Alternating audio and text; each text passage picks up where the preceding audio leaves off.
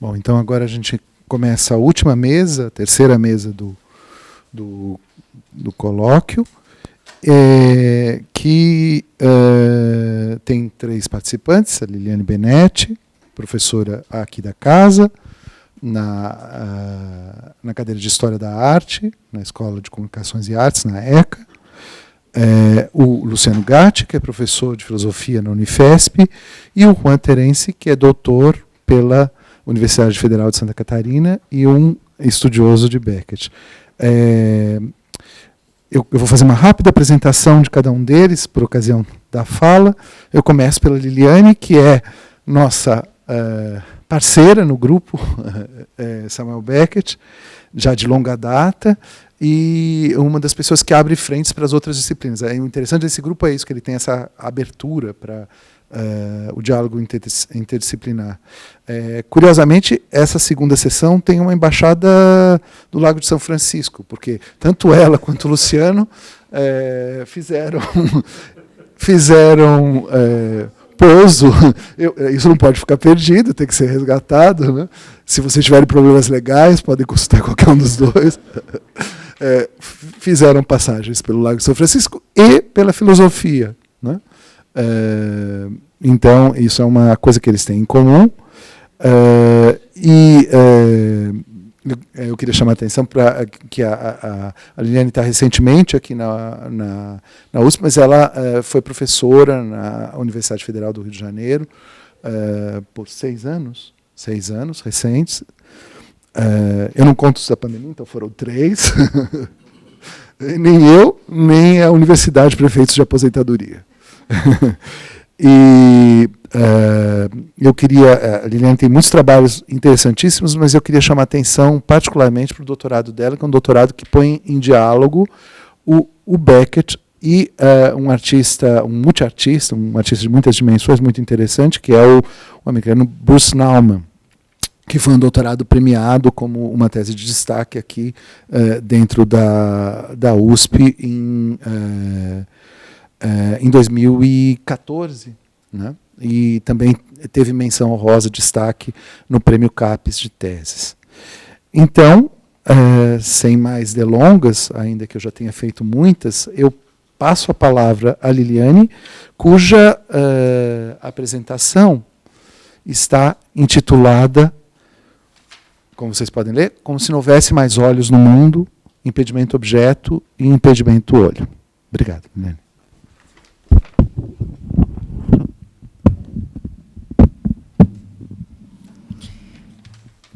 Bom, começo agradecendo ao Fábio pela apresentação generosa, aos colegas, né, pela organização do colóquio e a presença de vocês aqui. Me desculpo que hoje, mais cedo, eu não consegui chegar em tempo de todas as falas. Acho que vocês percebem, né, que o título dessa comunicação, esse título traz uma justaposição das palavras de Beckett sobre a pintura em 2 momentos distintos. Ao analisar os quadros de Karl Klute, pintor a quem conhece pessoalmente em sua viagem à Alemanha, Beckett comenta: contraste do natural e humano. Digo que pinta a paisagem como se não houvesse mais olhos no mundo. Paisagem segundo Berkeley. E a este trecho eu somei as expressões impedimento olho, impedimento objeto, comentadas no colóquio, forjadas por Beckett para acercar-se da arte moderna a partir dos 2 pintores do impedimento, um nascido no tempo das brumas e outro nascido no tempo das tulipas, Brand e Geert van Velde. Pode mudar o slide. Como epígrafe da comunicação, propõe uma imagem, uma fotografia de Beckett, de 1964. Beckett, óculos nos olhos, segura uma lente de aumento e, com a lupa, inspeciona algo. De relance, um sólido transparente, geometria irregular, algo entre um vidro ou uma pedra. De fato, ele está no set de filme e examina o peixe. Olha nos olhos, os olhos que vigiarão Buster Keaton. A minha ideia aqui é recuperar aspectos muito pontuais daquela primeira discussão que nós tivemos no grupo em torno de um texto de James Knowlson, Beckett e a pintura holandesa e flamenga no século XVII. Na ocasião, eu propus uma espécie de especulação formal, muito mal formulada, sobre o olhar de Beckett para os velhos mestres, enfatizando diferenças da pintura da Europa setentrional e as pinturas do Sul, em especial aqui os italianos. Hoje, isso tudo aqui será brevíssimo, e eu vou retomar a papagaiada desagradável e confusa sobre a impregnação das artes visuais na poética beckettiana, para comentar umas poucas pinturas. Impregnação, porque as pinturas foram, para Beckett, experiências vividas, não apenas erudição livresca, embora colecionasse livros de arte, catálogos de exposições, pôsteres, cartões postais, eventualmente pinturas de artistas amigos.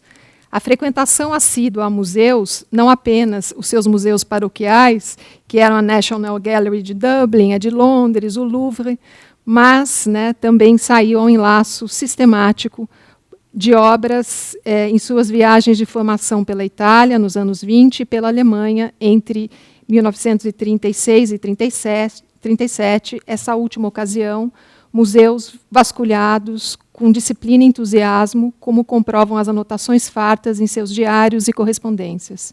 Muito viu, muito aproveitou, como sabemos. Não é novidade que boa parte das imagens que criou nas páginas e nos palcos faz remissões a pinturas que lhe eram familiares. Depreendia, de certo, modos de organização do espaço, formas de reter, a partir de seus meios e seus recursos, algo da tensão figura e fundo, sem diluí-la, ou mesmo modos de trabalhar com a luz, que a um só tempo apaga e constrói partes do corpo, como se fragmentado estivesse só pelo posicionamento certeiro de uma luz focal, capaz de desfigurar e configurar, tudo no mesmo relance, sem contar, por óbvio, o catálogo de gestos que colheu da história da arte. Um dedo em riste, um par de mãos cruzadas, uma torção, uma cabeça pendente, equilibrada pelo antebraço e pelas juntas do cotovelo. Uma gestualidade sopesada, cuidadosamente, sem excessos, mas identificada, talvez, com a pintura dos mestres nórdicos de que tanto gostava. A Cláudia não está aqui, mas ontem, enquanto a Cláudia discorria belamente sobre catástrofe e nos mostrava um conjunto de imagens, a assistente manipulando o protagonista, as mãos dela nas mãos dele, ensaiando várias posições antes de ajeitá-las na altura do peito, exatamente como estão desenhadas ou pintadas muitas das mãos de Dürer, uma referência beckettiana bastante recorrente. E aí também eu fiquei com muita vontade de comentar, a propósito da fala de Cláudia, algo que eu acho que passou na mente de vocês também, do quanto que em catástrofe se encena uma espécie de inversão do mito tão caro aos pintores, que comparece numa porção de quadros ao longo da história da arte, Galateia e Pigmalião, mais ao avesso. Não a pedra convertida em carne, mas carne em pedra. Petrificar o corpo.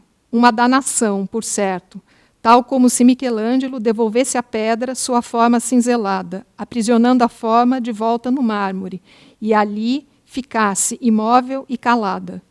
Orgânico e inorgânico comutados, como acontece profusamente na poética beckettiana.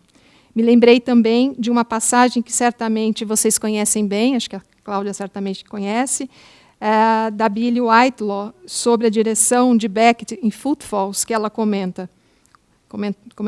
Às vezes, eu me sentia como se ele fosse um escultor e eu um pedaço de barro.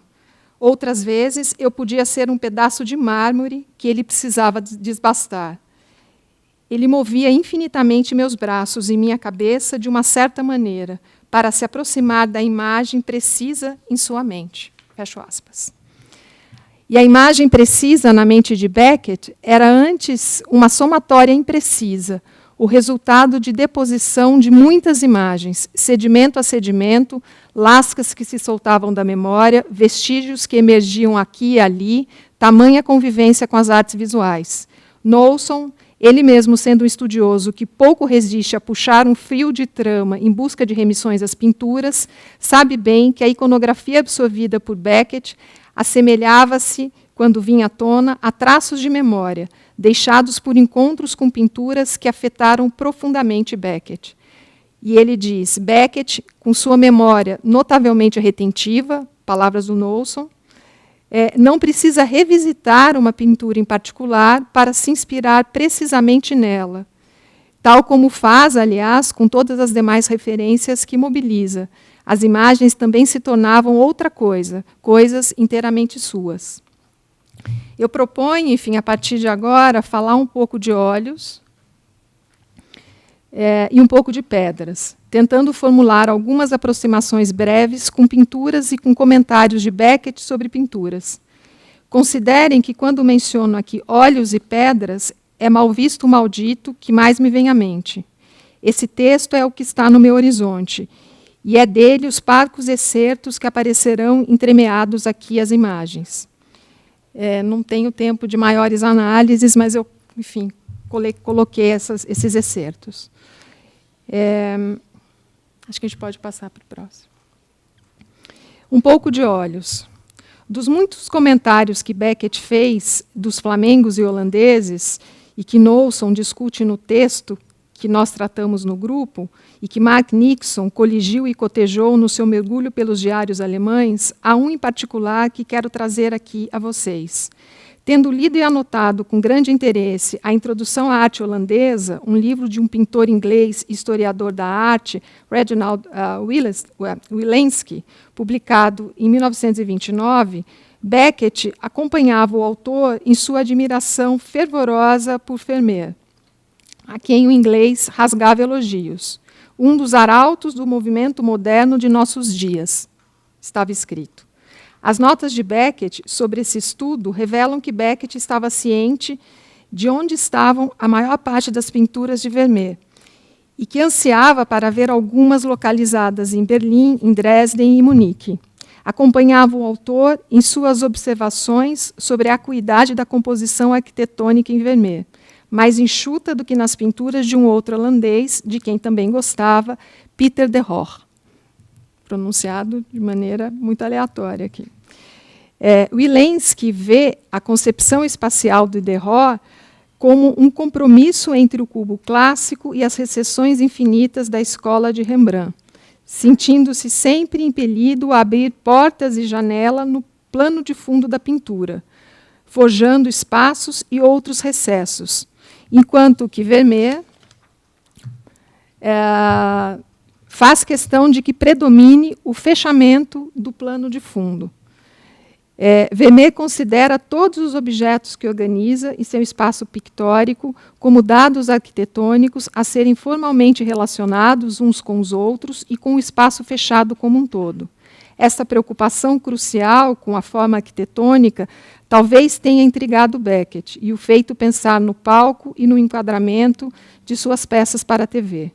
Pouquíssimos objetos em cena, objetos cada vez mais abstratos, nos lembra Knowlson, reduzidos a uma série de formas geométricas, principalmente retangulares.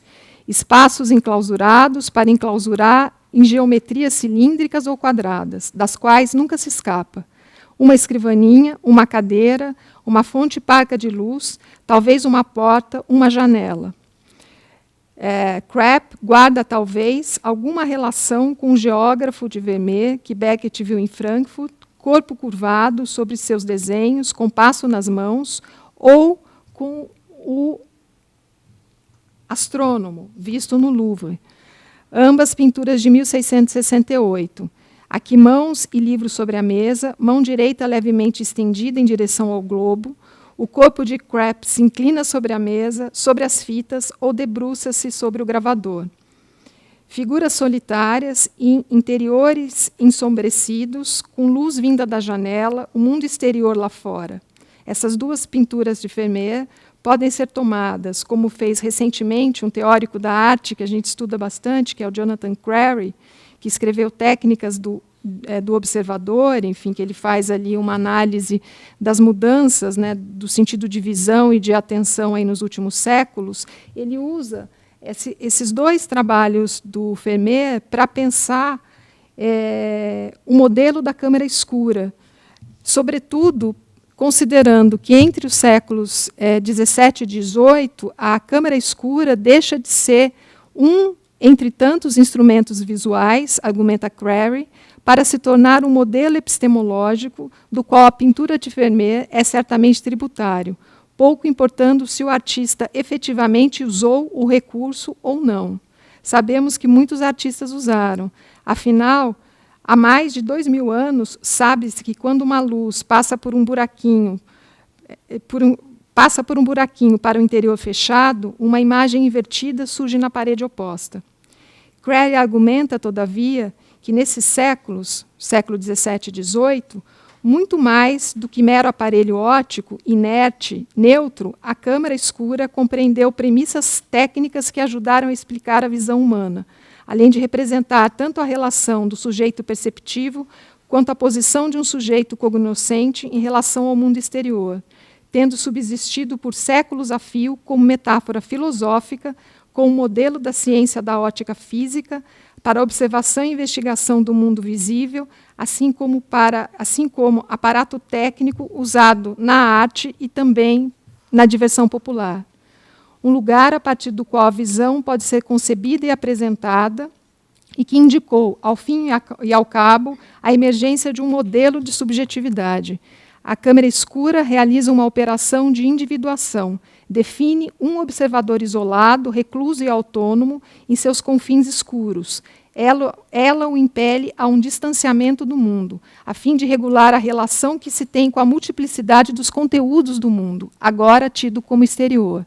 Separa-se, assim, das incertezas da mera visão humana e da confusão dos sentidos, uma operação plenamente compatível com uma época do conhecimento humano que ansiava por uma visão de mundo objetiva e que buscava prescindir da evidência sensorial em favor de uma representação operada por um aparato monocular. A imagem da câmera escura e de seu sujeito interiorizado e descorporificado é, como sabemos, mobilizado por Descartes, por Locke e por Newton. Como diz Crary, a quem cito, abro aspas, a câmara escura autentifica e legitima a perspectiva monádica do indivíduo, mas a experiência física e sensorial do observador é suplantada pelas relações entre um aparato mecânico e um mundo previamente dado da verdade objetiva. Fecho aspas. Outro aspecto do trabalho de Vermeer, relacionado a este que interessou a Beckett e para o qual o autor inglês havia dedicado um capítulo inteiro do livro que Beckett anotara, Espelhos de Vermeer, é o interesse do pintor holandês pela ótica contemporânea e seu possível uso, ou mesmo dois espelhos para pintar alguns de seus quadros. De fato, a ótica, as lentes, os espelhos interessou desde sempre os pintores flamengos e holandeses, conforme salienta a estudiosa Svetlana Alpers, em A Arte de Descrever a Arte Holandesa do século XVII. E a tese que ela defende é que a tradição setentrional é melhor compreendida se for olhada em suas especificidades de uma arte como uma arte descritiva, distinta, portanto, da arte narrativa da Itália. E recorre a Panofsky para pontuar que o olho de Jan van Eyck opera, por exemplo, como um microscópio e como um telescópio, tudo ao mesmo tempo, de modo que o observador é compelido a oscilar entre uma posição razoavelmente afastada da pintura e as várias posições muito perto dela. Tal perfeição, contudo, foi adquirida a um alto preço. Nem um microscópio, nem um telescópio se prestam a observar a emoção humana. A ênfase é posta antes na quietude do que na ação. Medido pelos padrões italianos, o mundo holandês é estático. Beckett, antes de qualquer outra coisa, estava interessado no papel-chave desempenhado pelos olhos nas pinturas de Vermeer, como ele bem registrou em seus diários, algo que não foi muito enfatizado no livro que anotara. Sobre a menina de Vermeer lendo uma carta diante da janela aberta, que olhou bastante em Dresden, Beckett escreve: Vermeer, provavelmente pintando no espelho. Seu povo sempre usando os olhos, como se para enfatizar a relação ótica. Composição maravilhosa. As cores da leucemia. Fecho aspas. E os olhos esmaecidos, olhos turvos, pálpebras cansadas, o ver e ser visto, a sensação estranha de estar sendo visto, vigiado, a vida que começa atrás dos olhos, o olho de carne sujo, parte consorte de tantos personagens. Falamos bastante de olhos, então falemos agora um pouco de pedras. Para pedras, há melhores olhos do que os olhos do povo de Vermeer. Talvez... Os olhos de Antonello da Messina, que tanto impressionou Beckett em 1937 em Dresden, sobre o qual, 11 anos depois, retinha lembranças vívidas, conforme a carta que manda, né, a Dutuy, no qual ele diz: um São Sebastião cuja composição geométrica teria tirado os gemidos de você. Espaço puro por força da matemática, azulejos, lajes, preto e branco, longos encurtamentos no mesmo estilo de Mantenha, a coisa toda invadida, devorada pelo humano. Fecho aspas. Olhando para essa pintura, agora na companhia do historiador italiano Giulio Carlo Argan, que é uma referência incontornável, nós somos informados que em Messina, na Sicília, assim como ocorria em Nápoles, ali era uma espécie de ilha destacada de toda a relação com a Renascença italiana, e muito mais ligada a Flandres e às suas experiências figurativas, e também aos franceses, provençais e de Borgonha. Partindo-se mais do espaço empírico dos flamengos e menos do espaço teórico e arquitetônico de Brunelleschi, percebemos alguns acontecimentos nessa tela. Não é a figura que domina o espaço com o gesto de uma ação, mas o espaço que se restringe e se concentra até encontrar a figura no seu ponto focal. Argan compara o São Sebastião de Antonello ao aparecimento do tema em Mantenha. Acho que pode mudar. É um tema bastante recorrente, e aqui fica mais evidente o nexo entre o herói clássico e o mártir cristão, e por associação simbólica entre a figura nua do santo e o fragmento de arquitetura antiga ao qual está amarrado. A essa interpretação histórico-simbólica opõe-se a interpretação mitológico-naturalista de Antonello, nas palavras de Argan. Em tudo contrário ao ideal de Mantenha, da forma atormentada, quebrada, cheia de arestas, é outro, portanto, o ideal de Antonello da Messina. Acho que pode voltar para a anterior. Como declara o fragmento de coluna que Messina deixa no chão. Retas, curvas, cilindro e esfera. Cilíndricas são as formas torneadas do nu, cilíndricos o tronco das árvores e as cumieiras sobre os tetos, planas as paredes da praça, ovoide quase esférica a cabeça do santo. O plano reflete a luz, a superfície curva o cilindro, difunde-os em todo o redor uniformemente. Uma alta luz invade efetivamente a praça, envolve o fuste polido do nu, que a difunde. A vida parou. A grande luz fixa as pequenas figuras distantes. O soldado adormecido adere ao pavimento, quase entra no seu desenho. A mulher que aparece ao longe com o menino está como que fisgada no raio que atinge e a imobiliza. As flechas fincadas no corpo do santo marcam horas como sombras curtas. A árvore, não uma coluna, portanto, mas uma forma da natureza, surge, de repente, do pavimento de mármore. O santo, com a beleza um pouco lânguida, o corpo nu, não sofre e olha para longe, mas seu êxtase não é místico. Beckett ficou paralisado diante da imagem, impregnada em sua memória.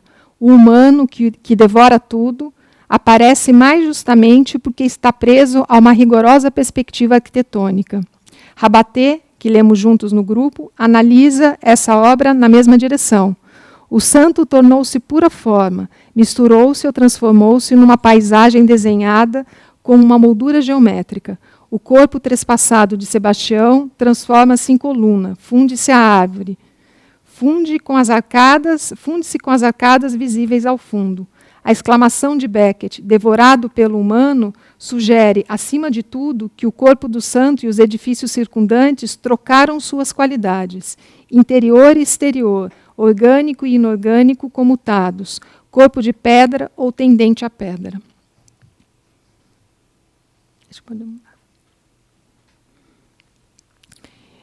Pedras, não há olhos que vejam melhor pedras do que os olhos de Cézanne. Eu acho que aí depois você pode ir passando mais rapidinho. As pedras, a pedreira, os montes, uma montanha somente, olhada ao longo de toda a vida.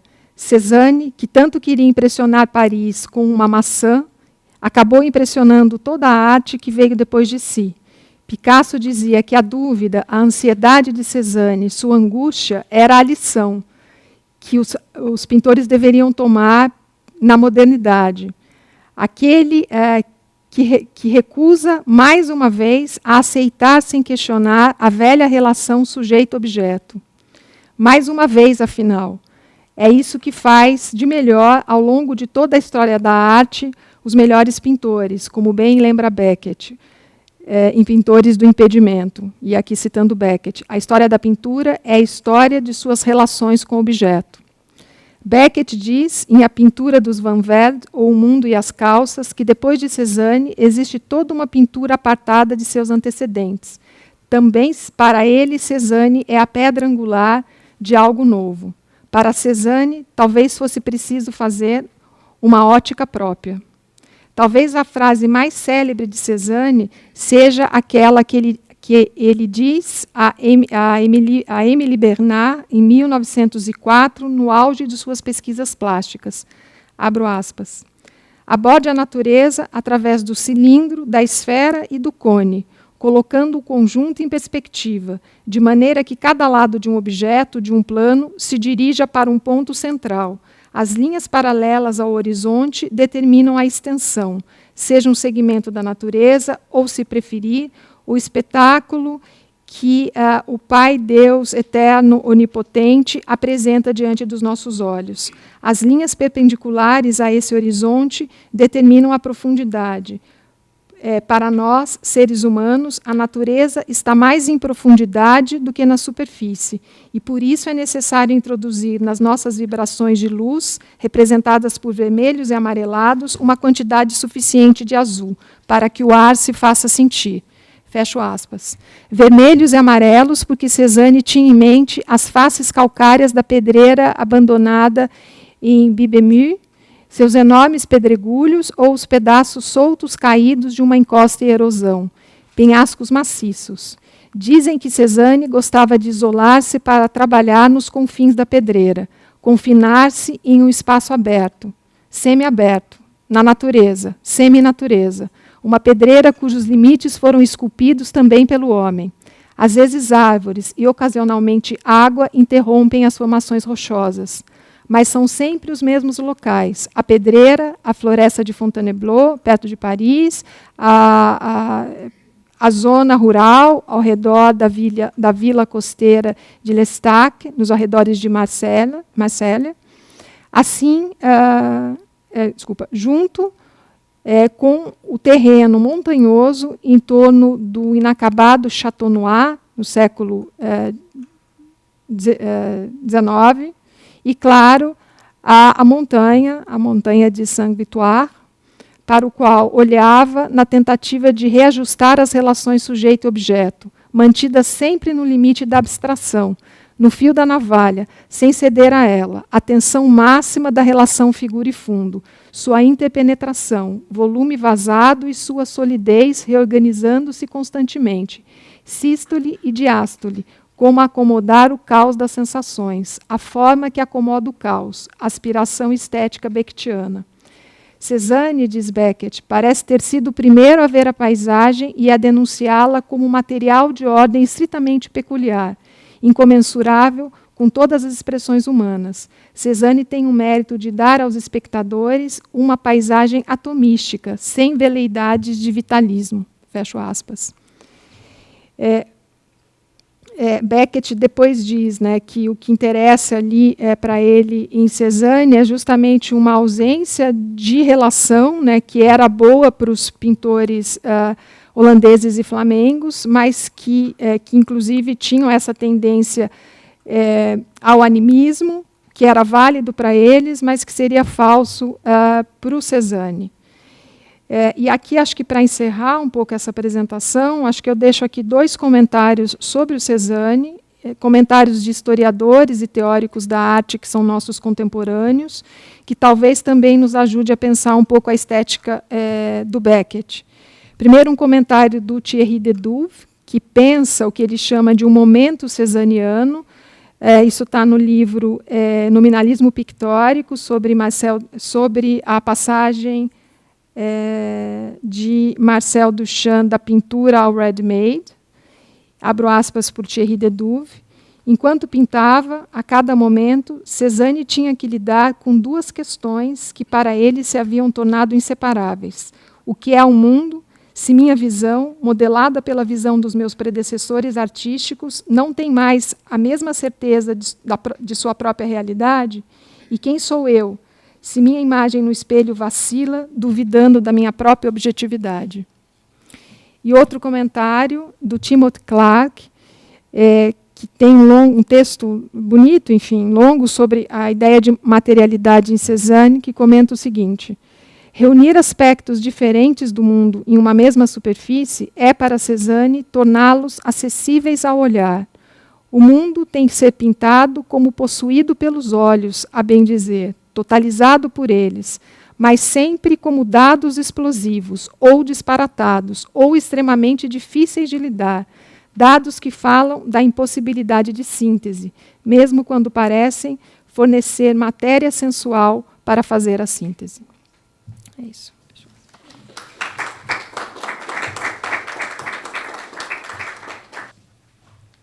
Bom,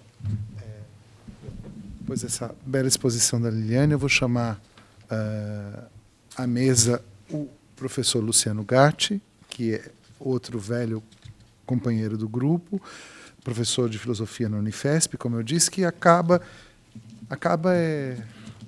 digamos, um encurtamento, acho que de um tempo já mais dilatado, de defender uma tese de livre docência sobre Beckett, que em breve vai se transformar em livro, bastante esperado. O Luciano tem estudado diversos aspectos da obra beckettiana, né? Ele vem de trabalhos importantes sobre Benjamin Adorno no doutorado, de um pós-doutorado publicado pela EDUSP sobre a peça de aprendizagem, desde Heiner Müller até o modelo brechtiano. E hoje ele nos fala sobre o inominável, ainda dentro do registro que tem sido a tônica nas intervenções ao longo desse colóquio, com o título Uma Arte da Não Relação, da Abstração Moderna ao Inominável.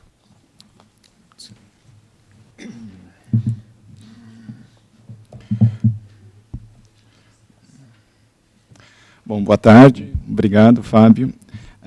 Bem, o Fábio já anunciou o título e o tema da minha fala, então eu vou tentar reconstruir um problema que é apresentado pelo Beckett num dos textos dele sobre pintura, né, os 3 diálogos com Dutuy, que é o problema da representação e da relação entre sujeito e objeto, para tentar ver se a maneira como ele apresenta o problema ali nos ajuda a entender o que ele fazia como escritor na época, ou seja, no momento que ele estava escrevendo o Inominável, né? Então, acho que minha fala ela continua do Gustavo e a da Liliane, antecipa um pouco a do Juan, que deve falar sobre os textos para nada. Bom, vamos lá.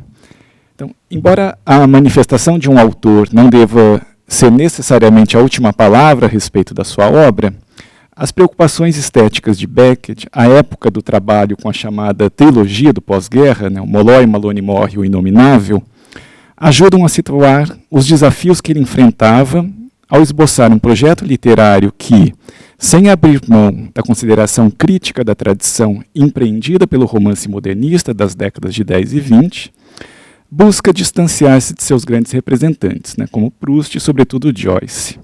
Esse é um projeto que culmina em O Inominável, que é uma fala contínua, né, que se esquiva simultaneamente da determinação da voz narrativa e da representação do mundo exterior. As dúvidas de Beckett sobre seu próprio projeto estético, e que repercutem em dúvidas sobre a tarefa do artista em geral, elas não se expõem numa reflexão sobre literatura, mas pelo desvio dos caminhos da pintura moderna, em particular o abstracionismo de Bram van Velde, o qual lhe serve de ensejo para esticar a corda do modernismo e apontar na relação problemática entre eu e mundo, entre sujeito e objeto, tanto o esgotamento quanto a continuidade de um projeto moderno. O problema que ele nomeia de desaparecimento do objeto ou de colapso do objeto encontra-se exposto num debate com o crítico de arte francês Georges Dutuit, em particular em 2 cartas de março de 49 e nesse ensaio Os Três Diálogos, que é contemporâneo a elas. E o debate pode ser lido como continuidade à chamada Carta Alemã da década anterior. O debate se inicia na carta de 2 de março de 49, com Beckett lembrando um artigo dele mesmo de 34 a respeito da poesia irlandesa recente, que também está traduzido nos Disiecta, no qual Beckett já exigia consciência a respeito do colapso do objeto. Segundo seu diagnóstico, que é extensível para a poesia moderna como um todo, o único terreno acessível ao poeta era, nas palavras dele, a terra de ninguém que lhe projeta ao redor de si mesmo. À luz de um inominável, a posição do jovem escritor é premonitória, em franca oposição à possibilidade de apreensão do mundo objetivo. 15 anos mais tarde, diante da pintura de Van Velde, a dificuldade se traduz numa pintura aprisionada ao fracasso necessário das suas reiteradas tentativas de acessar o mundo exterior.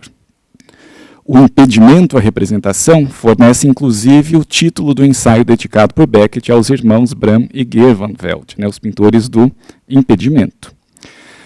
Como bem comentou Mark Nixon a esse respeito, a impossibilidade de representação leva Beckett a formular 3 vias abertas ao pintor moderno. Ou ele ignora o abismo entre sujeito e objeto, ou encontra uma nova relação com o objeto para além da representação, ou então ele pinta um impedimento em vigor. O caminho preferido por Beckett encontra-se bem indicado na opção de Van Velde exposta na carta de 9 de março a Dutuit. Aí eu cito um trecho longo da carta em que ele diz o seguinte: não é a relação com essa ou aquela forma de se opor a algo que ele recusa, mas o estado de estar em relação enquanto tal, o estado de estar diante de. Estivemos esperando por muito tempo por um artista suficientemente corajoso, que está suficientemente à vontade com os grandes tornados da intuição, para entender que o rompimento com o mundo exterior implica o rompimento com o mundo interior, que não há relações de substituição para as relações ingênuas, que o que é chamado exterior e interior são uma e a mesma coisa. Não estou dizendo que ele não faça nenhuma tentativa de reconectar. O que importa é que ele não consegue. A sua pintura é a impossibilidade da reconexão. A recusa e recusa a aceitar a recusa. Esse é o trecho da carta. Esse diagnóstico, ele implica a rejeição a qualquer concepção de sujeito determinado pela oposição ao mundo exterior, tal como a do sujeito cartesiano, que instaura o mundo como objeto perante o sujeito, ou então como representação do sujeito. Como a ênfase de Beckett está na relação entre sujeito e objeto, o acesso inviável ao mundo não redunda, por exemplo, num retorno à interioridade, que serviria de abrigo ao sujeito.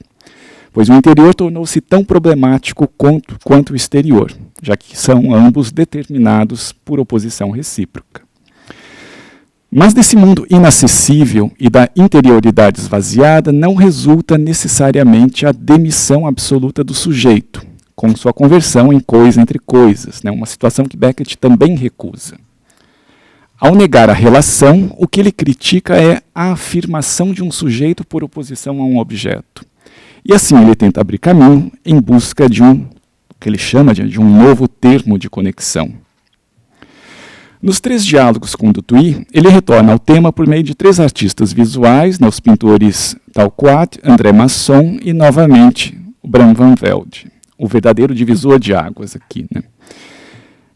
É inevitável alguma estranheza diante do fato de alguém com tanta familiaridade com a história da pintura, como era o seu caso, encontrar justamente em Van Velde o ponto de inflexão, né? Que a abstração informal e o taxismo, aos quais Van Velde de alguma maneira se associou, usualmente conservam elementos de lirismo e de expressividade, né? Especialmente pelo uso das cores, pela gestualidade. Seja como for, né, Van Velde teria sido o primeiro a de fato enfrentar a situação do objeto desaparecido e da escassez de recursos que dela decorre.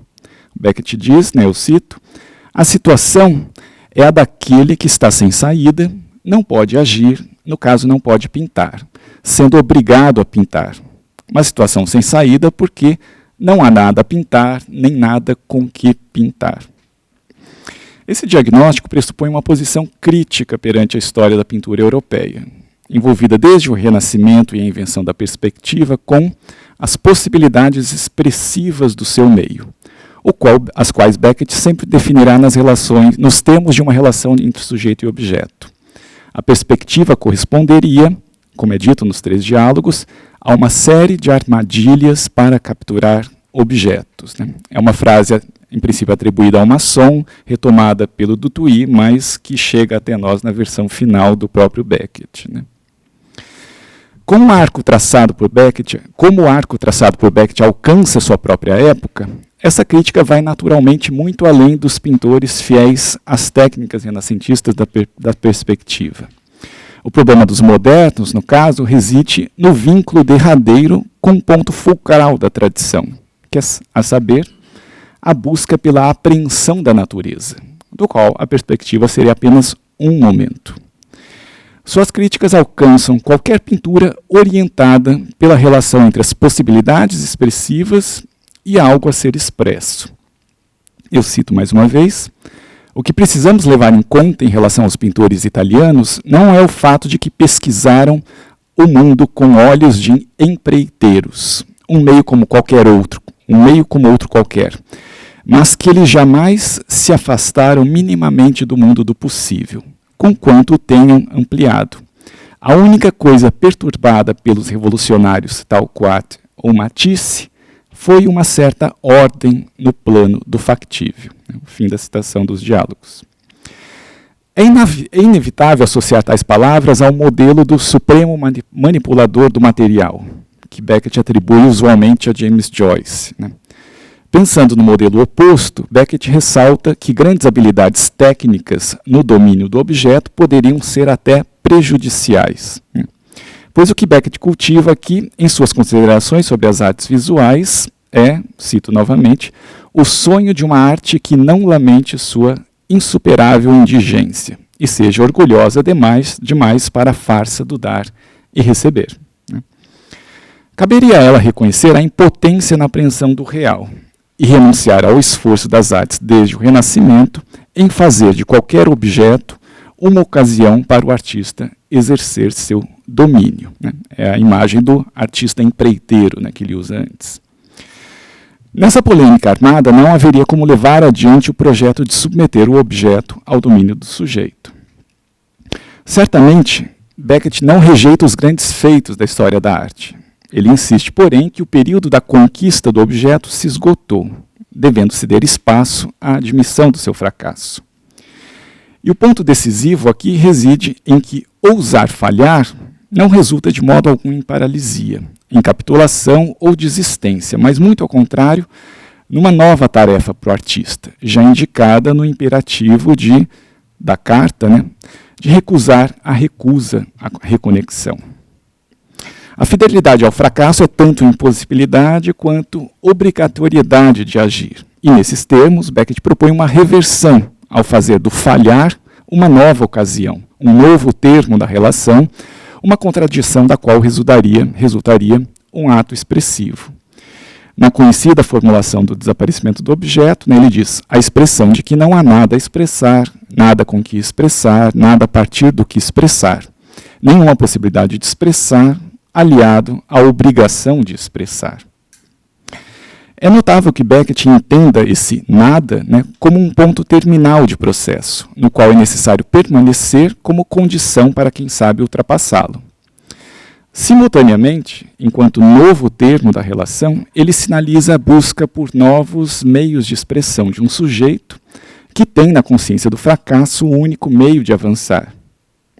Ao identificar no nada a obrigação de expressão, Beckett formula para si um projeto e coloca sua obra, no caso os romances da trilogia, em particular o Inominável, em contraposição a dois projetos modernos de submissão do objeto a uma legalidade subjetiva, né? Desde o sujeito cartesiano até o realismo, várias formas de realismo artístico. Então a questão é como entender o Inominável nesse contexto, né? Nessa armação da questão. O Inominável encaminharia esse projeto de uma arte da não-relação ao enfocar a voz narrativa em esforço de se determinar na ausência de um mundo exterior. Inominável, ela narra para subsistir, sem cessar, e recorre a suportes transitórios, né, que são personagens, duplos de si mesmo, vestígios de história, restos de si e do mundo, para se assegurar um mínimo de determinação, invariavelmente destinada a resvalar em nada. Tudo que possa ter estatuto de objeto está submetido à mesma instabilidade da voz narrativa. Ela mesma incerta se é distinta da voz de outros. Em movimento repetitivo, ela busca se materializar em palavras e, assim, nos termos dos diálogos com Dutuy, construir um novo termo de relação, a despeito das relações entre interior e exterior. O Inominável pode ser lido como um conjunto de variações em torno de um tema que carece de determinação, um tema que seria a identidade mesma da voz narrativa, que precisa tematizar a si mesma, colocando-se na terceira pessoa para continuar a falar e esboçar suportes transitórios e vestígios de mundo que lhe possibilitem um mínimo de determinação. Esse é o feitio do livro inteiro. Como o tempo aqui é curto, eu vou tentar exemplificar isso com um trecho que coloca em relevo justamente a autoria incerta da voz, cindida entre o esforço de dizer a si mesma e o contraponto de vozes de origem indeterminada. Então, cito um trecho do Inominável que diz o seguinte: esta voz que fala, sabendo-se mentirosa, indiferente ao que diz, velha demais talvez e humilhada demais para poder dizer alguma vez, enfim, as palavras que a façam parar. Sabendo-se inútil para nada, que não se escuta, atenta ao silêncio que ela rompe, por onde talvez um dia reapareça o longo suspiro claro de advento e de adeus. É uma delas, das coisas sem importância. Não farei mais perguntas, não há mais perguntas, não conheço mais nenhuma. Ela sai de mim, ela me preenche, ela clama contra as minhas paredes. Ela não é a minha, não posso detê-la, não posso impedi-la de me dilacerar, de me sacudir, de me assediar. Ela não é a minha, não tenho uma, não tenho voz, e devo falar, é tudo o que sei. É em torno disso que é preciso girar, é a propósito disso que é preciso falar. Com essa voz que não é a minha, mas que só pode ser a minha, já que só há eu, ou se há outros que não eu, aos quais essa voz poderia pertencer, eles não chegam até mim. Não direi mais nada, não sei mais claro. Esse é o trecho. Esse trecho, né, condensa muitas das inquietações de um narrador que aspira, ou de uma voz narrativa, melhor, né, que aspira a encontrar numa torrente de palavras uma voz que reconheça como sua, ao mesmo tempo em que desconfia da correspondência entre o que é dito e o que há a dizer. Não é gratuito que o Beckett tematize a dissolução da identidade individual como um problema da voz. A redução operada no corpo do Inominável fez do registro por escrito, né, que é uma constante nos textos anteriores, né, Molloy e o Malone Morris estão o tempo todo escrevendo, transforma o registro escrito em uma aporia, uma atividade irrealizável na ausência da mão capaz de manusear lápis e papel. Mas nem por isso ele caracteriza o que lemos como um registro de um pensamento à revelia de um suporte material, pois isso implicaria uma recaída idealista ou ilusionista, né? Um desvio do problema da linguagem que ele cultiva desde o início do seu trabalho.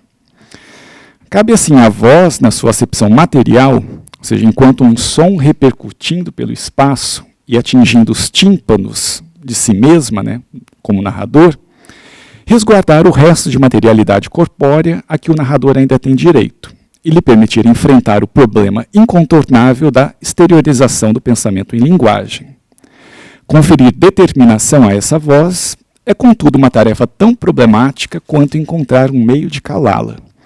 O expediente dos duplos, né, presentes também em Molloy e Malone Morre, torna-se um recurso aqui conveniente para testar a estabilidade transitória da voz. Mais próximo agora dos contornos de uma personagem contraposta ao narrador. É a partir daí que surgem dois grandes movimentos no texto, protagonizados por duplos da voz, sempre entendidas como tentativas de se determinar enquanto personagem. Primeiro, Mahud, personagem já mutilado, mas que confere algum corpo à voz, e depois o Orm, menos determinado que Mahud, uma espécie de ser em gestação, personagem que consiste apenas numa espécie de monte informe que sirva como uma membrana divisória entre o interior sem a interioridade e um exterior sem contornos. Habitando um lugar indiferenciado, uma figura em embrião, ele oscila entre o nada, redução última que se submete o narrador, e algo que ainda não é por inteiro, tendo vindo, como ele diz, né, ao mundo sem nascer, sem viver permanecendo nele, sem esperança de morrer. Após o abandono de Worm, a voz, sem esses suportes descartáveis, assume o tom mais especulativo que caracteriza o texto final do romance, do qual surge uma das imagens mais importantes para a caracterização do narrador ou de si mesma, que é a imagem do tímpano, que eu cito. Ela diz, né? Talvez seja isso que sinto, que há um fora e um dentro, e eu no meio. Talvez seja isso que sou, a coisa que divide o mundo em dois, de uma parte o fora, da outra o dentro. Isso pode ser fino como uma lâmina. Não estou nem de um lado nem do outro. Estou no meio, sou a divisória. Tenho duas faces e nenhuma espessura. Talvez seja isso que eu sinto. Me sinto vibrar. Sou o tímpano. De um lado é o crânio, do outro o mundo. Não sou nem de um, nem do outro. Tão importante quanto a formulação instável do eu como um tímpano é o processo que a engendra, que é uma caracterização em princípio externa ao eu, dita por eles e ouvida pelo narrador. Primeiro o som externo e depois a sua ressonância interna, como se ele tivesse dois ouvidos, né, um externo e outro interno. A formulação é então considerada e apreciada em detalhes, mas logo a seguir descartada, devolvida ao exterior como algo que não lhe diz respeito. A identificação do tímpano não apenas surge desse processo, mas é ela mesma sua descrição, a exteriorização em palavras de algo que é, por definição, um ponto de passagem entre o interior e o exterior. Assim como o tímpano é passagem, exteriorização do eu e internalização do mundo, também as vozes serão internas e externas, e a voz própria uma voz de outros. Mais ainda, na alternância de interioridade e exterioridade, Beckett estaria dando corpo à dissolução dessa relação, tal como ele havia diagnosticado na carta do Twi, ao colocar a questão do desaparecimento do objeto, né, quando ele dizia o que é chamado exterior e interior são uma e a mesma coisa. Então a imagem do tímpano, de uma certa forma, concretiza literariamente aquilo que é essa recusa ao problema da relação entre sujeito e objeto. Na sua obra posterior, ao lidar com meios tecnicamente distintos, como o teatro, o rádio e a televisão, o Beckett encontrará no recurso à voz mecanicamente reproduzida, a voz em off, né, um meio de desenvolver a exterioridade da voz interna que ele descobre aqui em O Inominável. A cisão entre a voz em cena e a voz em off encontra-se prenunciada na busca por uma voz própria nas palavras que lhe tocam os tímpanos. Formulação que condensa a aporia enfrentada por Beckett na constituição de uma identidade individual. Como ele mesmo afirma, próximo ao fim de O Inominável, em uma passagem das mais significativas, soar eu em palavras. Eu cito minha última citação, antes de terminar.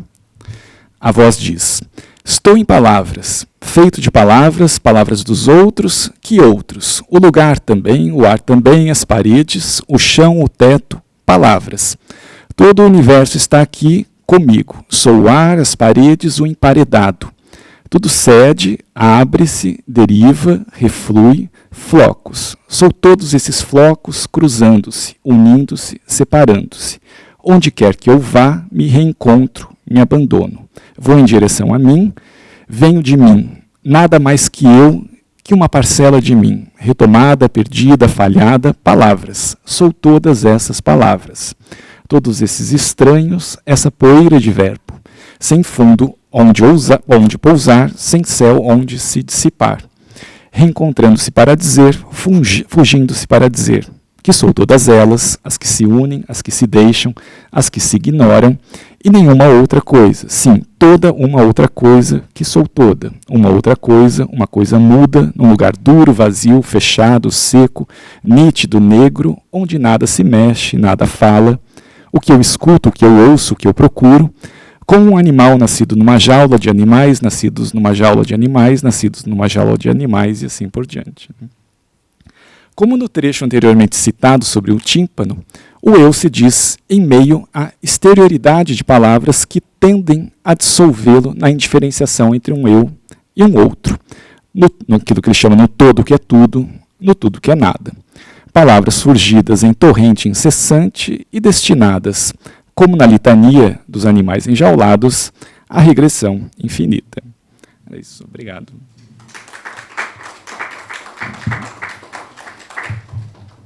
Obrigadíssimo, Luciano. E antes que nós nos deixemos encantar pelo buraco negro do inominável, vamos aproveitar que esse é um umbral que anuncia a próxima comunicação. Quer dizer, vamos continuar nele, né, na verdade, que é a fala do Juan Terence, nosso confrade da sede do nossa embaixada catarinense, né? Lá na Federal de Santa Catarina, que tem também a Dirce e o Sérgio. O Juan pesquisa a voz, a identidade, a linguagem no Beckett, que foi objeto do seu doutoramento, recentemente defendido. Quando foi mesmo, Juan? 25 de junho de 21, é isso, ainda em plena pandemia. Ele passou por um período em Reading, de investigação. O Juan também, como os outros componentes dessa mesa final, tem uma história em outros campos, né? O Juan veio da engenharia também, e é poeta, o livro dele está aqui, né? Tradutor, e é um estudioso também da literatura latino-americana. Ele tem um mestrado sobre o Onetti, né? Sobre quem ele publicou, muitos artigos, enfim. E o objeto da fala dele hoje é justamente aquilo que vem do umbral do inominável, que são os textos para nada. A fala está intitulada Debilitando a Voz, os textos para nada.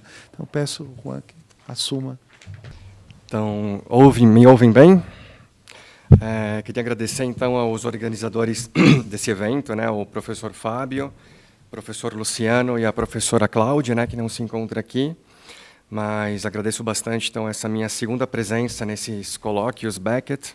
A minha primeira, digamos, aparição foi em 2019, né, sobre um texto que relacionava o primeiro amor com o Trecento italiano, né, especificamente Dante e Petrarca, e um pouquinho de Boccaccio. E hoje minha fala, então, se concentra justamente nesse fio que foi deixado pelo Luciano, dessa debilitação da voz beckettiana, nos textos para nada, que já se vinha apresentando de forma um pouco mais concreta, né, no Inominável, mas que não deixa de ser, como o Fábio anteriormente disse, mais uma armadilha da representatividade, né, mais uma armadilha da figuração dentro desse esquema estético, literário, proposto por Samuel Beckett, muito embasado, sim, pela carta Axel Kahn, de 37, que sempre tem um pano de fundo aqui na minha fala, embora eu não discuta diretamente e referencialmente a carta alemã de 37, ela sim vai embasar o que se escreve, o que se apresenta nesse meu texto. Da mesma forma, os diálogos com Dutuy, que são muito fundamentais, né, para essa proposta crítica beckettiana. Então, vou dar início aqui à leitura, e provavelmente eu vou ter que abortar, porque eu fui muito minucioso e fui fazendo uma análise de cada um desses 13 textos. Então, ele certamente vai passar o limite de tempo. Então, sei lá, na quinta, sexta voz, passo para as últimas 3, para poder ficar absorvível. Então, os 13 textos que compõem os textos para nada potencializam o que vinha sendo abortado em L'Innommable, isto é, a descarnalização da voz narrativa e a recusa do nascimento. Aqui eu faço uma pequena menção a um texto de Llewellyn Brown, que ele justamente faz essa citação, né, que Samuel Beckett, certa vez, chamou os textos para nada de a bit torn off the placenta of the unnameable, um pedaço arrancado da placenta do inominável.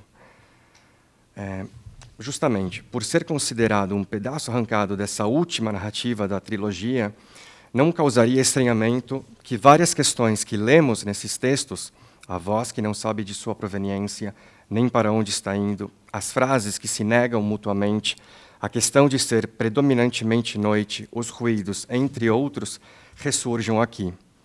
Eles se destacam por ser propulsores renovados dessa voz que erra, e que restará como murmúrio, como veremos no texto 13, ao fechar o ciclo desses textos para nada. Em um importante estudo, Jonathan Bolter vê nesse eu narrativo um sujeito sem história e sem memória, mas, como veremos, a memória está posta, embora embaralhada, confusa, entremeada pelas sempre presentes dúvidas. O texto que eu me refiro do Bolter é Does Mourning Require a Subject? Será que o luto necessita um sujeito? Samuel Beckett's Text for Nothing. É um texto de 2004. Está publicado na revista Modern Fiction Studies. Entretanto, a transição entre a escrita de L'Innommable, que Beckett conclui no ano de 49, e a escrita dos textos para nada, está marcada por um período em que Beckett se encontrava no que ele mesmo denominava de inércia literária. E, segundo as suas próprias palavras, numa carta de maio de 53, o número total de textos que compunham o livro naquele momento era 12, e não 13, como a versão publicada possui. Cito as palavras de Beckett. Em maio de 53, desculpa, não é exatamente de Beckett, está em James Knowlson, se referindo ao que Beckett lhe comunicara, né? Em maio de 53, ele escreve, aí sim Beckett, desde 50, eu apenas tive sucesso em escrever uma dezena de textos curtos abortivos, very short abortive texts, in French, em francês, lembrando que os textos para nada foram escritos em francês originalmente. E não há nada mais que eu tenha em vista, and there is nothing whatever in sight. O olhar que Beckett lança à sua própria escrita é de desdém, de algo que não mereceria ter nascido, abortive texts. E isso se relaciona com a inércia simulada, nas palavras de Knowlson, mencionada antes. Inércia, literariamente, continua. Ele não tem o menor desejo de colocar nada em papel. The least desire to put pen to paper. Isso são as palavras de Knowlson. Preferindo misturar argamassa com arame farpado. Mixing mortar and stretched barbed wire. Long may these dispositions continue. Então, é como se Beckett se encontrasse realmente num período de inércia criativa.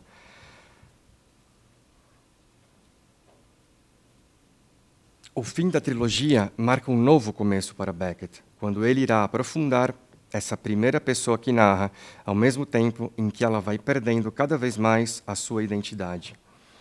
Numa das raríssimas entrevistas concedidas por Beckett, ele afirma ter falhado por não poder escapar dessa atitude de desintegração do eu que tinha sido efetuada em L'Innommable. Eis o que ele relata, o jornalista Israel Schenker, do The New York Times, em 5 de maio de 56. Ao fim da minha obra, não há nada a não ser o pó, o nomeável, the nameable. No último livro, o inominável, há uma desintegração completa. Nada de eu, nada de ter, nada de ser. Nada de nominativo, nada de acusativo, nada de verbo. Não há meio de ir adiante. A última das coisas que escrevi, os textos para nada, foi uma tentativa de escapar da atitude de desintegração, mas falhou. Como sabemos, essa falha assinalada por Beckett dentro de sua lógica narrativa pode ser considerada como um acerto, um continuar ao modo beckettiano.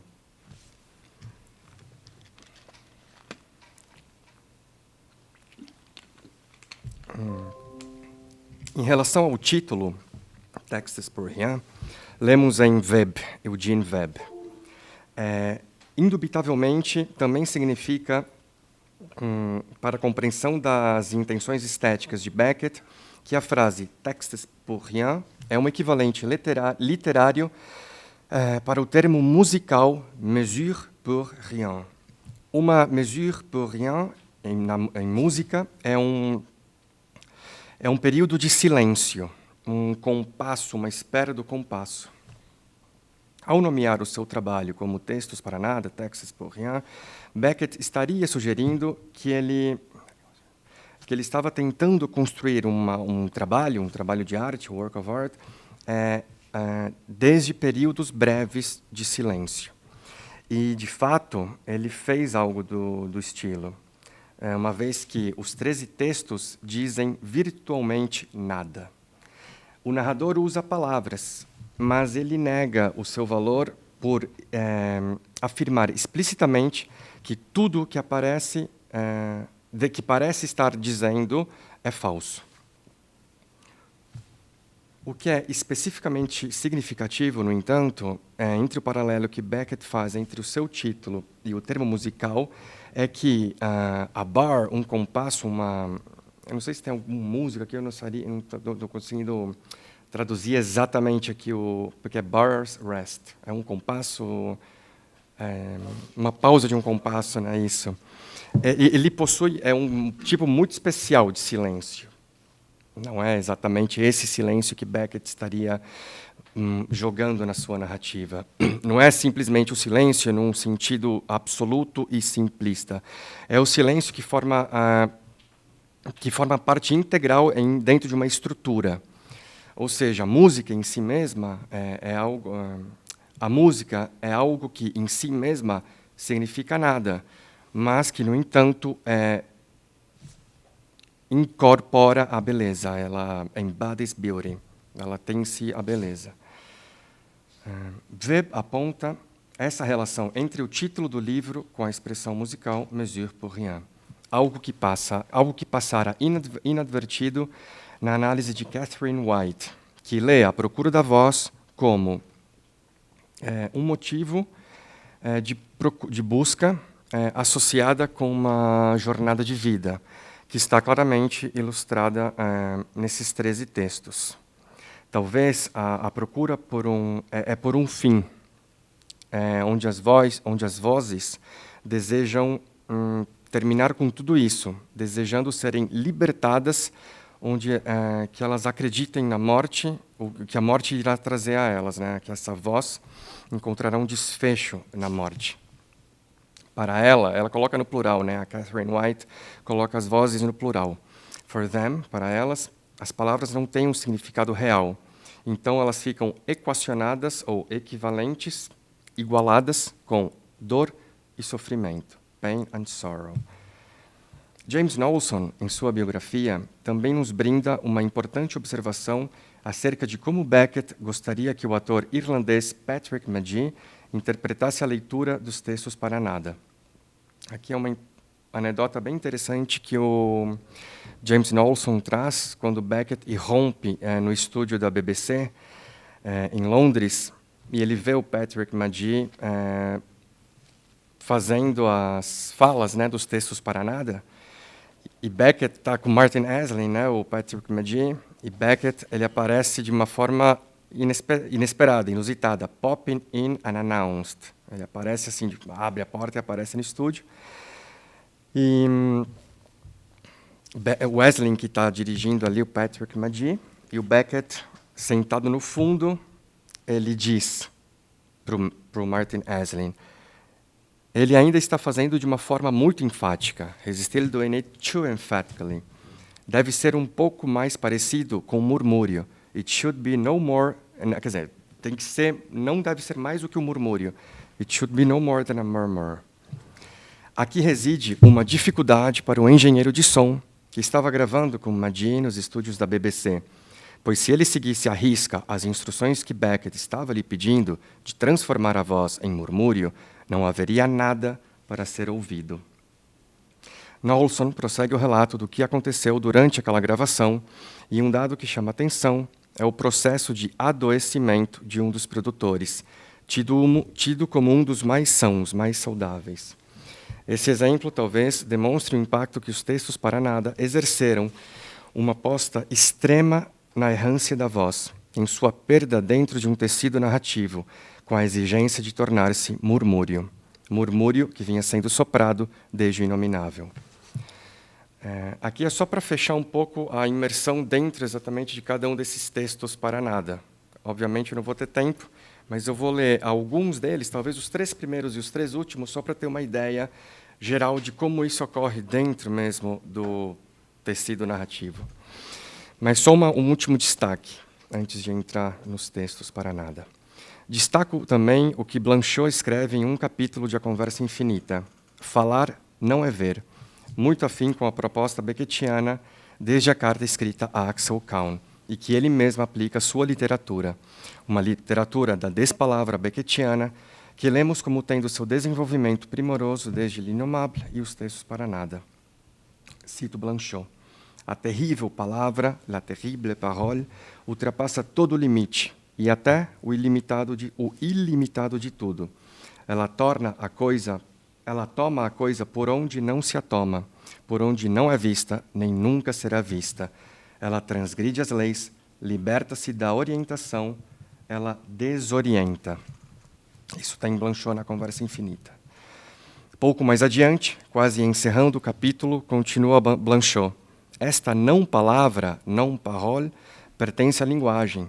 E, no entanto, cada vez que falamos essencialmente, põe-nos fora da linguagem, assim como não estamos jamais tão próximos de falar quanto na palavra que dela nos desencaminha, que nous en détourne. Então, fechando isso e entrando já para os textos para nada. Na verdade, assim, cada um desses textos eu nomeei como se fosse uma coluna vertebral, tentando mapear o que ocorre dentro de cada um desses textos. Então, eu fui dando um subtítulo para cada uma dessas vozes que se apresentam, para cada uma dessas 13 vozes. Então, a primeira eu titulei como Voz Cansada. Prossigo a leitura. Portanto, se em L'Innommable tínhamos o questionamento do que é um texto narrativo, do que é possível criar com uma voz narrativa e o que lhe é atribuído, veremos todo esse procedimento adquirir uma potencialização em textos para nada.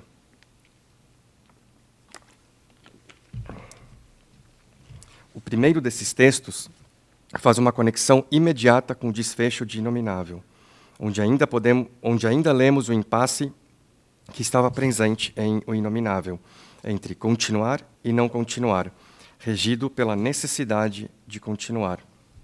Il faut continuer, je ne peux pas continuer, je vais continuer. Já que lemos essa mesma impossibilidade no procedimento de escrita dos textos para nada, visto que é preciso seguir, é preciso dar continuidade. Eu vou citar o trechinho aqui desse texto.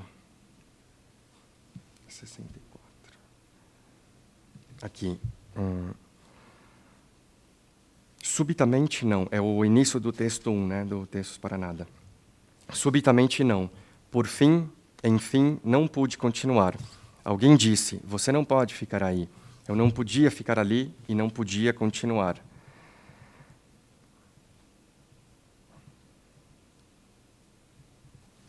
Então, retoma um pouco esse final do Inominável, né? brusquement, non, à force, je n'en peux plus, je ne peux continuer.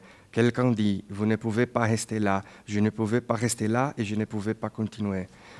Isso demonstra que a questão aporética continua nos textos para nada, tal como fora afirmado anteriormente, quando teci alguns comentários sobre o inominável.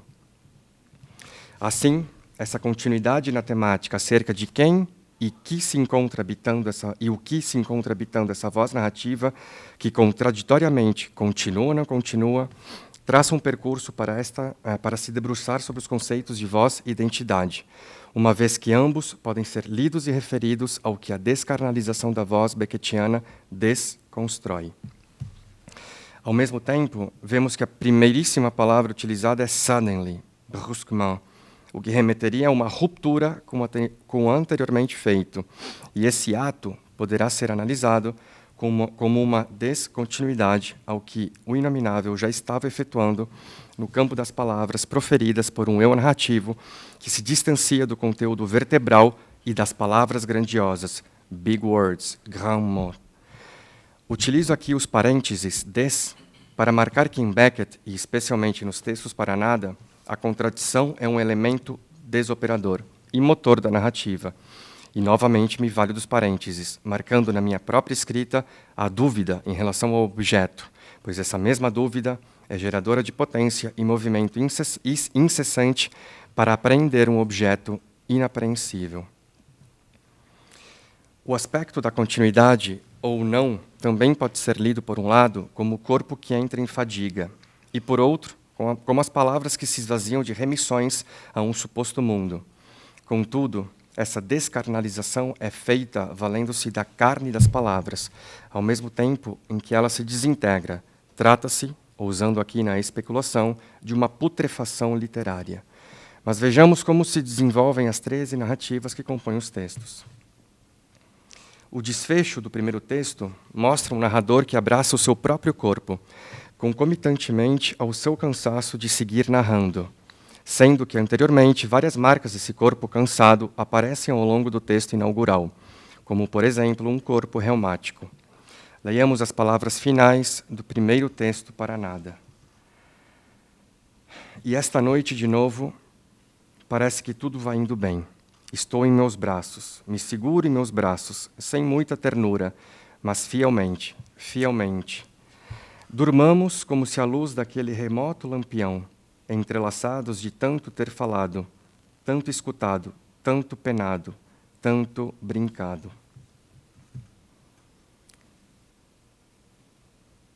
Nesse primeiro texto, há referências à infância do próprio Beckett, onde o cenário marinho, melancólico, é recordado uma vez mais, ao mesmo tempo em que se postula uma não distinção das vozes que falam. O texto se adensa e cria uma confusão que é narrada a partir da atmosfera criada pelo narrador, em que há uma reiterada posta em xeque das histórias anteriormente narradas. Cito novamente Beckett. Estou longe de todas essas histórias. E aqui é interessante porque histórias em francês aparece como histoire, mas em inglês ele usa a palavra wrangle, emaranhado. Então, como tem essa distinção já no primeiro texto para nada em relação a essas histórias, né, que a gente pode pensar como se fosse tudo aquilo que vinha sendo narrado até o inominável e entrando já nos textos para nada. Então, por um lado, histoire, por outro lado, wrangle. A tradução aqui que eu peguei é histórias, né? Não emaranhados. Então, estou longe de todas essas histórias. Não deveria me preocupar com elas. Não preciso de nada, nem de ir em frente, nem de ficar onde estou. Isso me é totalmente indiferente. Deveria afastar-me do corpo, da cabeça. Deixar que se entendam, deixar que parem. Não posso. Seria preciso que eu parasse. Ah, somos mais de um. Parece, todos surdos, nem isso, unidos para o resto da vida. Outro disse, ou o mesmo, ou o primeiro. Todos têm a mesma voz, as mesmas ideias. Você devia ter ficado em casa. Eu não sei quanto tempo ainda tem, Fábio. 10. Eu acho que, na verdade, nós estamos perto. Estamos perto? Então eu vou me distanciar das primeiras vozes e vou entrar nas duas últimas. Tá. Tá. É que é tanta coisa interessante. as vozes que me ocupam agora. Deixa eu ver,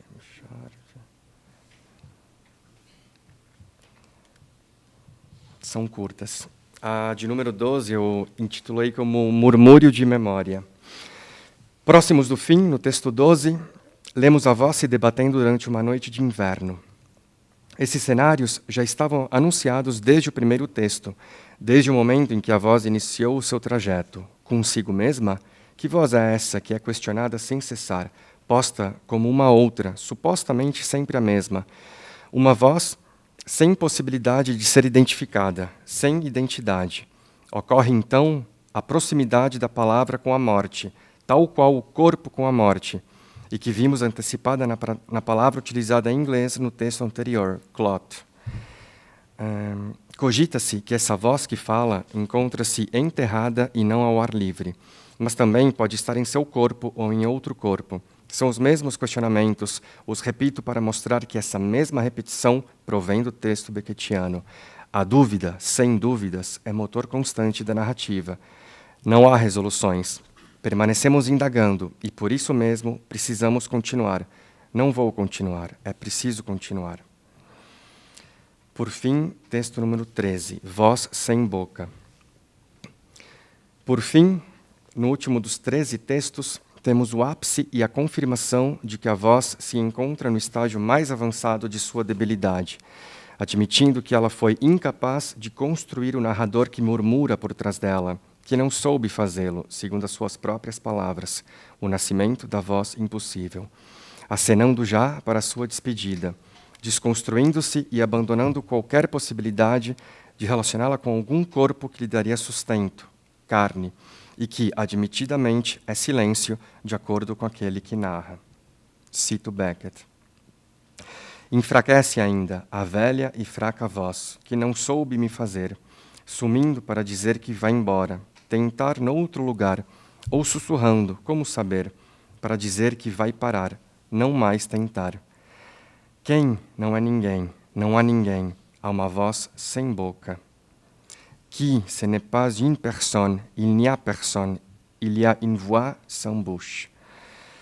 As últimas palavras de Textos para Nada evocam novamente esse longo lamento da voz, anunciando e reiterando as contradições inerentes ao texto beckettiano, elencando várias frases, uma seguida da outra, uma calando a outra, uma desfazendo a outra, uma somando-se à outra, é verdade e não é verdade, que se contradizem e assumindo no final a possibilidade de que tudo se esgote e seja vazio, silencioso, escuro, após tudo ter sido dito por essa voz que fala, que murmura. E aqui é a última citação do texto.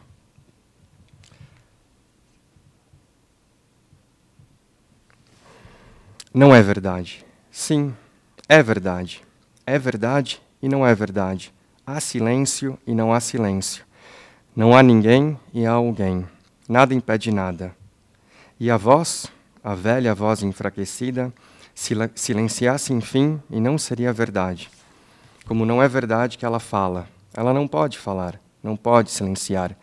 E houvesse um dia aqui, onde não há dias, não é um lugar, vindo da impossível voz, um infactível ser, e um lampejo de luz, ainda assim tudo estaria silencioso e vazio e escuro, como agora, como em breve, quando tudo tiver acabado, tudo sido dito, ela diz, murmura. É isso, obrigado.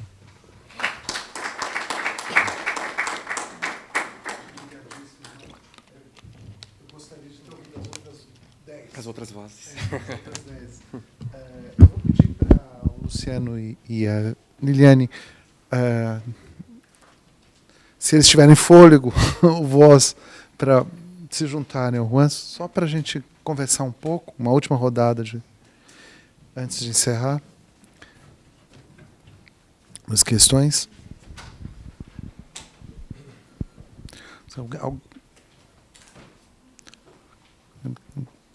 Bom, eu acho que não tem como enfatizar mais a continuidade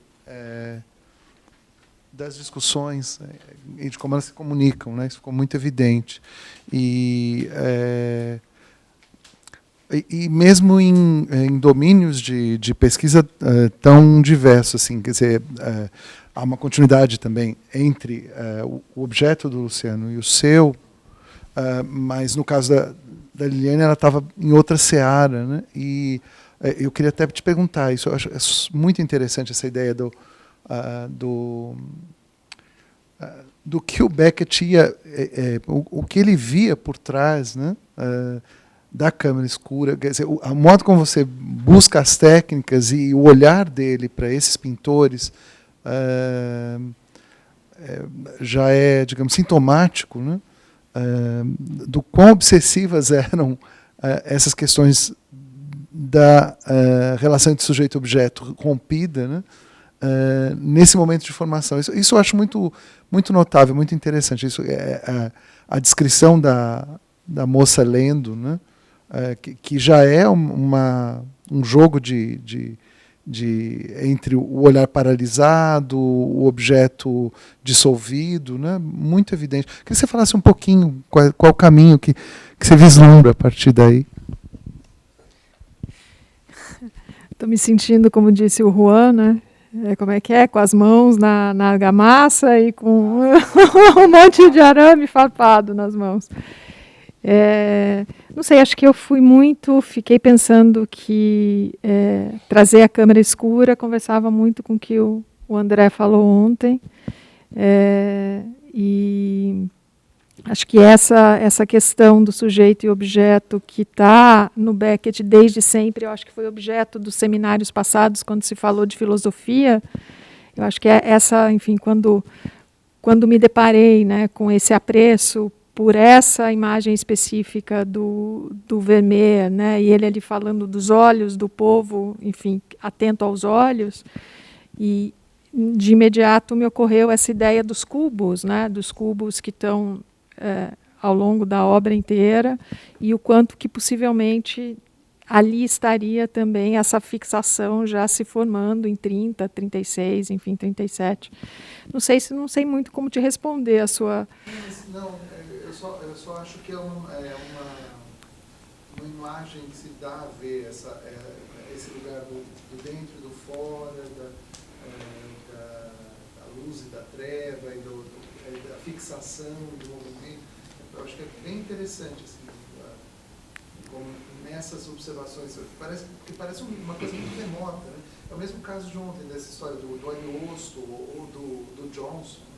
São coisas muito remotas, e no entanto, né, esse derramamento de palavras, o derramamento com o denominado, mais contido, como nas 13 sessões dos textos para nada,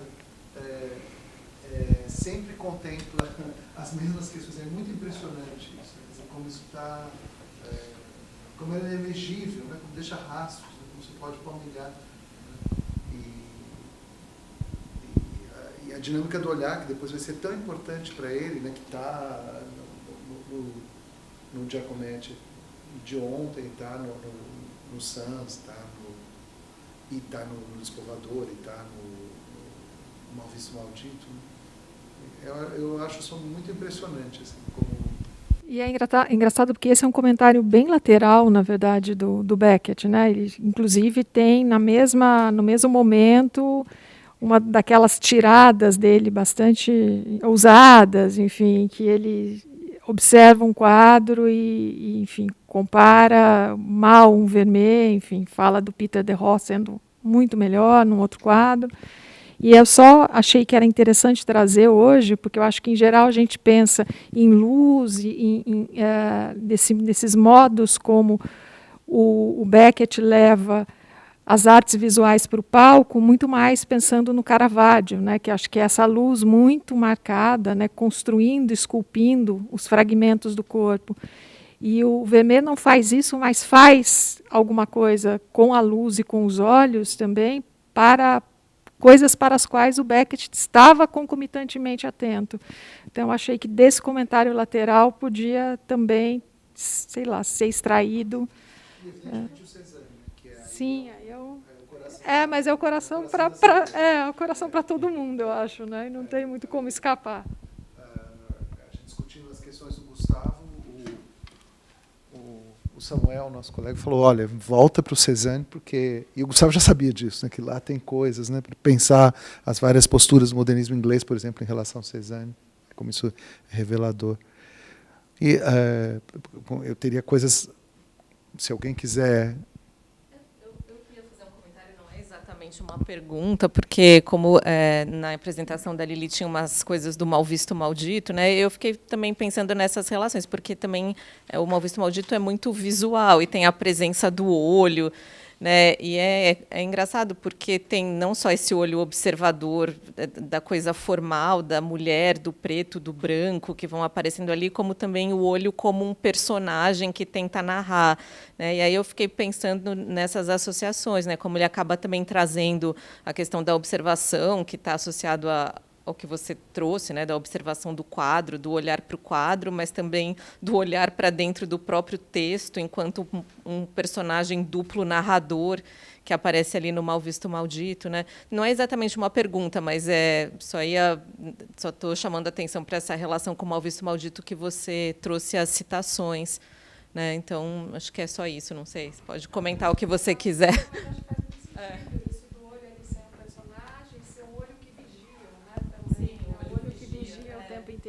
Não tem muito. Só porque eu já recebi um puxão de orelha do técnico que gravou, ele disse, olha, eu estou decupando e salvando o que eu consigo, porque vocês, nesse derramamento de palavras, muitas foram embora. E o Luciano fez uma pergunta interessada ao Gustavo, porque ele queria dar um spoiler da fala dele na segunda parte da sessão, na sessão seguinte, né? E, de fato, tem uma correspondência, eu acho que no Inominável e nos textos para nada, você tem uma realização, a realização possível desse programa estético naquele momento, né? Eu acho que, de fato, ali é um ponto culminante, não tem como evitar, né? A gente vê que o impasse ali está levado à máxima potência, né? Eu não sei se vocês querem falar sobre isso, sobre um pouco mais. Acho que o Inominável é um pouco a conclusão desse período, mas, ao mesmo tempo, ele é a abertura de um novo, né? Então, acho que o Textos para Nada é algo um pouco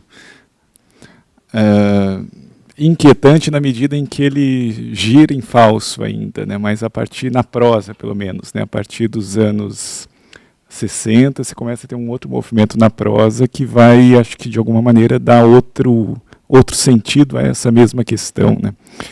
E acho que é interessante ele ter passado nos anos 50 pelo teatro e pelo rádio, na medida em que possibilitam essa dimensão, essa exteriorização material na cena, né? Que depois é fundamental para ele pensar a própria prosa nos anos 60, né? Então, desde os textos mais compactos, ali como Bingle, Sam, sempre tem uma dimensão espacial na qual você tem um corpo e um esforço de apresentar de dentro e de fora, né?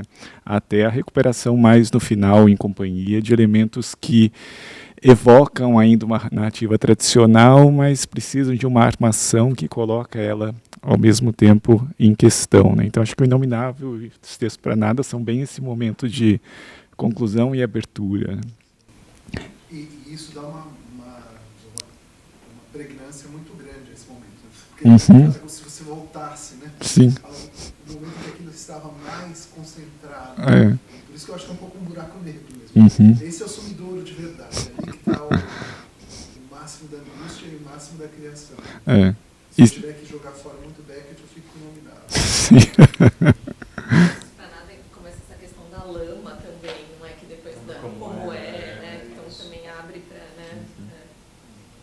E só uma questão que me lembrou quando o Juan estava falando do intervalo no compasso, quando as analogias são musicais para o Beckett, né, ele sempre retorna, não a música que estava sendo feita na época dele, mas exemplos passados. E eu não me lembro se é numa entrevista ou numa carta que aí ele fala de uma pausa que está logo no início da Sétima Sinfonia do Beethoven, né, na qual ali o discurso musical se suspende, né, no silêncio para retornar. Mas é um silêncio que pressupõe o discurso musical, né? Não é possível constituí-lo sem esse mesmo discurso, né? Como fazer uma literatura só de silêncios, né? Então ele tem que fazer algo no sentido até ilusionista, de alguma maneira, se colocar com uma voz, que é uma duplicação do próprio autor, mas para poder interrompê-la. Né? Um silêncio ativo, né? Isso. Silenciar, na verdade, né? Não tem muito mais o que acrescentar, né? Mas, claro, justamente a escolha dos textos para nada, porque esse ponto fulcral, né? De transição, como o Fábio disse, né, o buraco negro, então tem toda essa minimalização da linguagem, ele depura muito, né?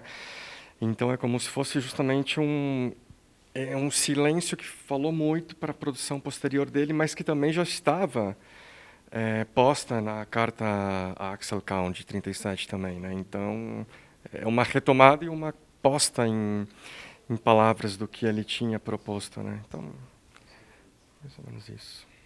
Bom, eu acho que nós estamos no limite, né? Eu queria agradecer muito vocês que acompanharam até o fim. E os textos depois vão ser publicados sob a forma de um dossiê ou de um livro, alguma coisa assim. Então, obrigado. Encerramos por aqui. Muito bom. Obrigado.